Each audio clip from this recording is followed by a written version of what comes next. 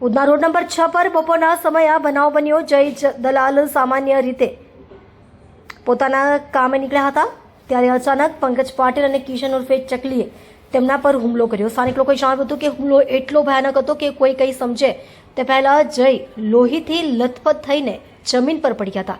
ઇજાગ્રસ્ત અવસ્થામાં જય દલાલને તાત્કાલિક સારવાર અર્થે ખાનગી હોસ્પિટલમાં લઈ જવામાં આવ્યા હતા, પરંતુ ત્યાં તબીબોએ નિરાશાજનક સમાચાર આપ્યા। તબીબોએ જયને મૃત જાહેર કર્યા। હોસ્પિટલના દરવાજે પરિવારજનોના વિલાપે વાતાવરણને ભીંજવી નાખ્યું। મૃતક જય દલાલ ભાજપના ધારાસભ્ય સંગીતા પાટીલ સાથે રહેતા જયશ્રી દલાલના પુત્ર હોવાનું સામે આવ્યું છે।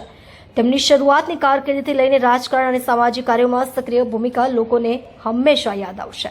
વિસ્તારમાં રોડ નંબર 6 ઉપર રાત્રિના 12:30 વાગ્યા આજુબાજુ ભંગારની દુકાન છે, ત્યાં જય દલાલ તેમના મિત્રો સાથે હતા અને તે વખતે 3 ઈસમો કિશન સોમાભાઈ પરમાર, પંકજ પાટીલ અને મિલિંદ કોહલી ટુ વ્હીલ ઉપર આવે છે અને ઉતરીને જય દલાલ ઉપર ચપ્પુથી હુમલો કરે છે અને જેના પરિણામે એપોલ હોસ્પિટલમાં સારવાર દરમિયાન જય દલાલનું મરણ થાય છે।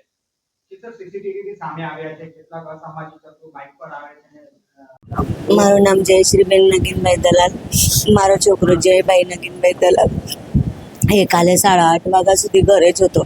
એના કઈ મિત્ર એને ફોન કર્યો એટલે મને કીધું કે મમ્મી હું મોડી આવવાનું છું, જમવાનું નથી એમ કહીને ગયો। મને 12:15 થી 12:30 વચ્ચે ફોન આવ્યો કે તમારા છોકરાને બહુ બધા ઘાવ લાગ્યા છે, એમને એપલા હોસ્પિટલ ખસેડવામાં આવ્યું છે। મિલિંદ, ચકલી અને પંકજ પાટીલ કરીને 3 હત્યારાઓએ મારા છોકરાને હત્યા નાખીને ત્યાં જ લોહન કરી નાખેલું।